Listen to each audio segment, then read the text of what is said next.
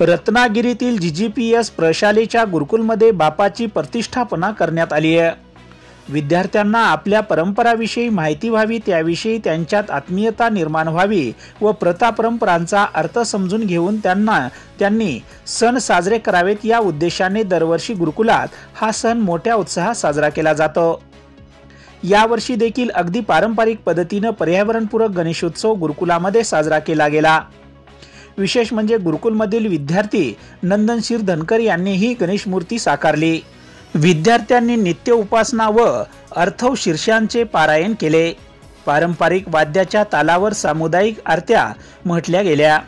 विद्यार्थ्यांनी कोकणात प्रसिद्धी असलेला पारंपरिक भोवत्या हा नृत्य प्रकार सादर केला।